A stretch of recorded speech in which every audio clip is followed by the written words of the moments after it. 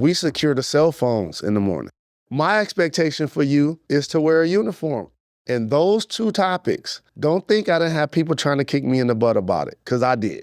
If you go to a Dave Chappelle concert and they take your phone, you'll give it away happily. We're creating the same expectation here. Welcome back to the BOBcast. I'm your host, Bob Riney, President and CEO of Henry Ford Health, and I am thrilled to have you joining us today. The BOBcast is where Detroit's future comes into view. It is where you'll hear the big ideas, bold voices, and crucial conversations that are shaping our city, our region, and beyond.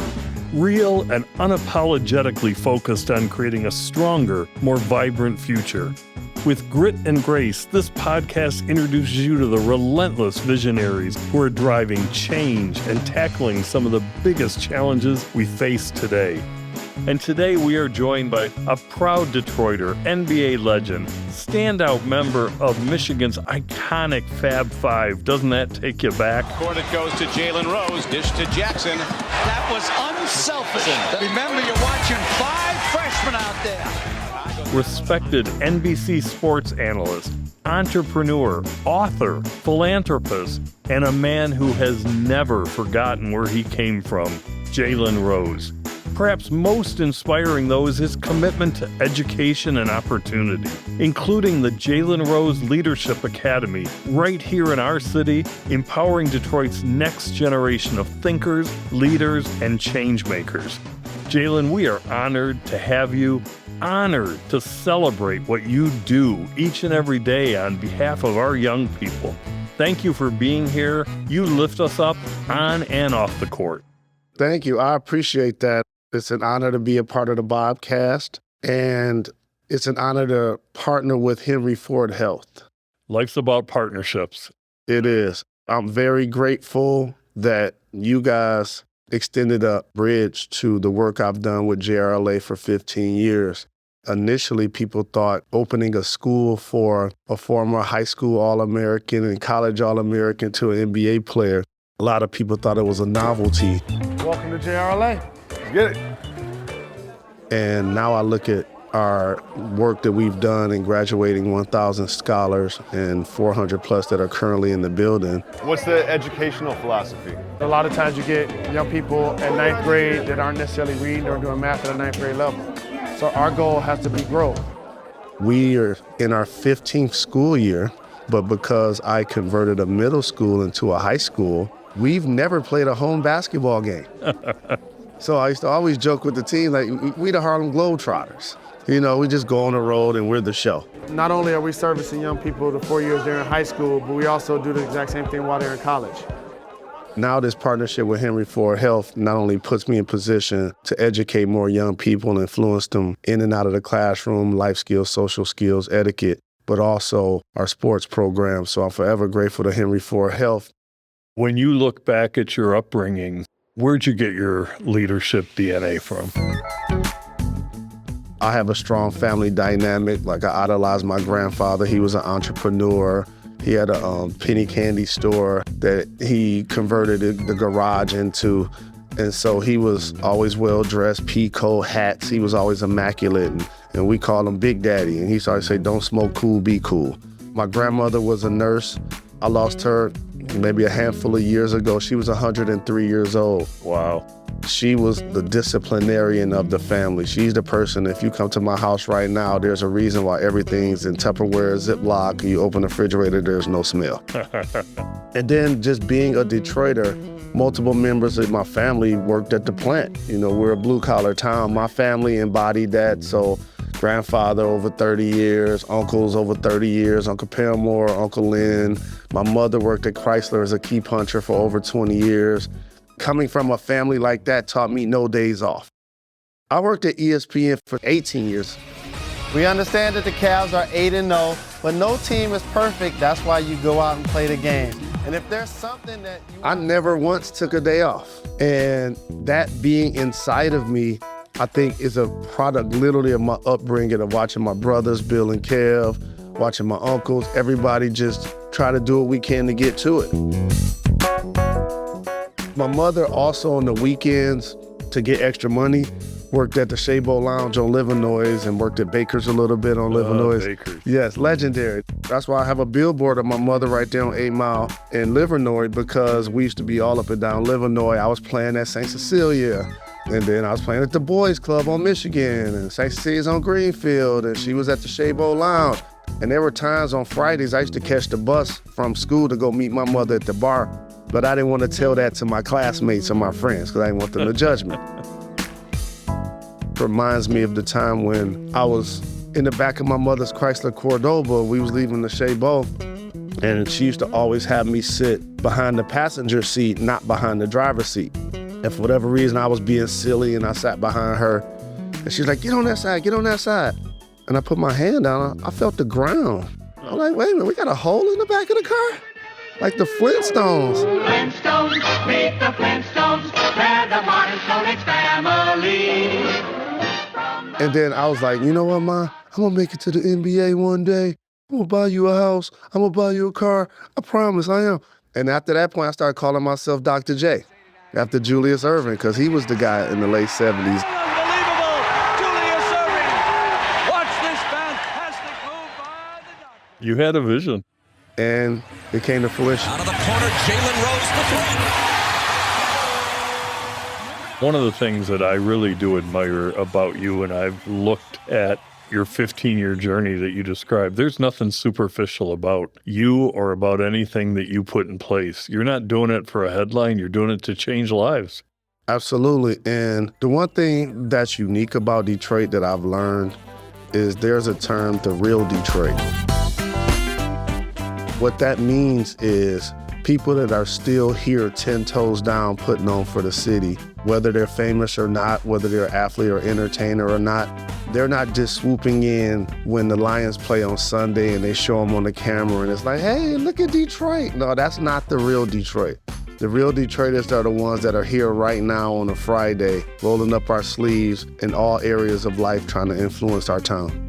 One of the things that I enjoy doing a lot is I bicycle ride and I pick all different neighborhoods in the city.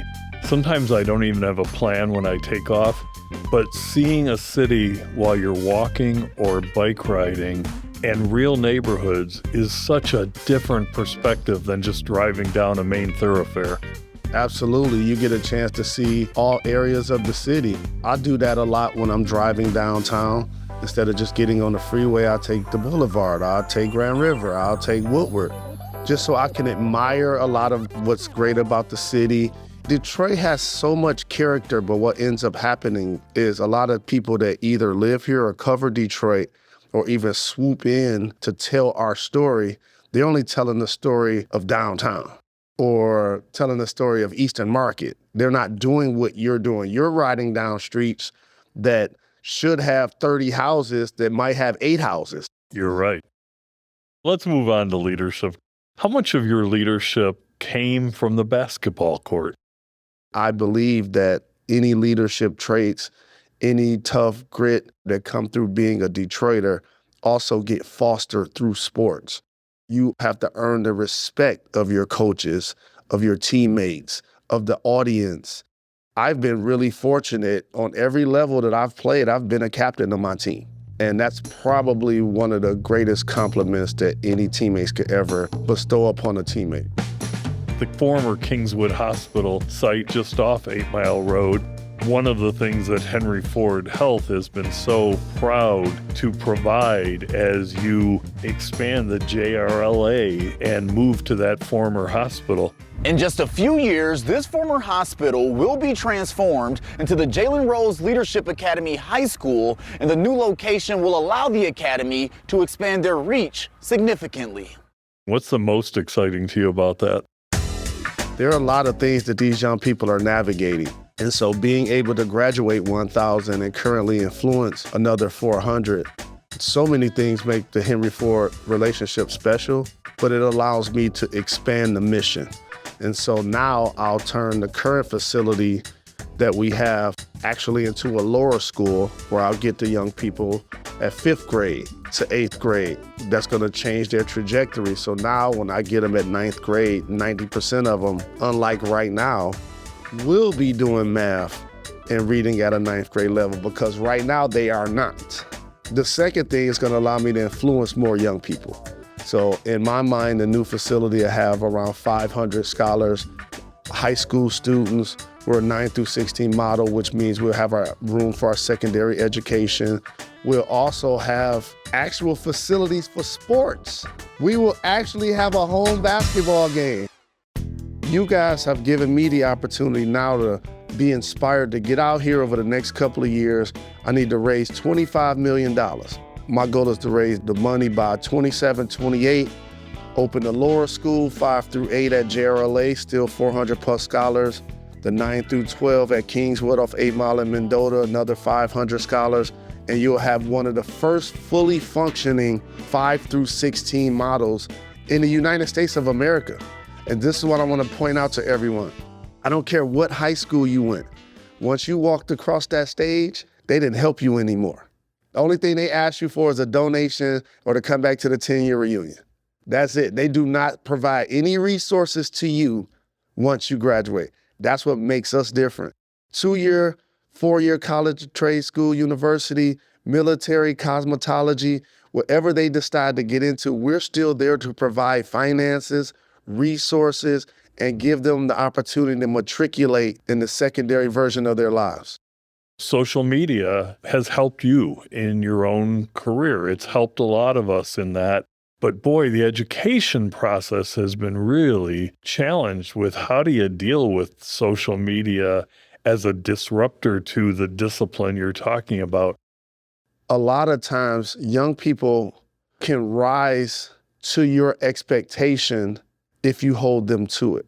So what we at JRLA challenge our young people is, while you're not paying $50,000 a year like the kids at Country Day are, they still have an expectation. So their expectation is to wear a uniform. And so my expectation for you is to wear a uniform. I know we're a public school. I know they're not doing it at Cass and Renaissance and King. I know they're not doing it at other public schools in the city. But we have a different expectation for you. We secure the cell phones in the morning. This is the second school year for us doing it. And those two topics, don't think I didn't have people trying to kick me in the butt about it, because I did. If your son or daughter went to Liggett, they put that blazer on happily. If you go to a Dave Chappelle concert and they take your phone, you'll give it away happily. We're creating the same expectation here. Final question, Jalen. 5-10 years from now, what do you want to be on stage talking about JRLA? That's an easy one. I want to be talking about how we're the most unique 5 through 16 model in the United States of America, and how my partnership with Henry Ford Health helped make that happen, helped change so many lives, and how we're going to now expand and do more.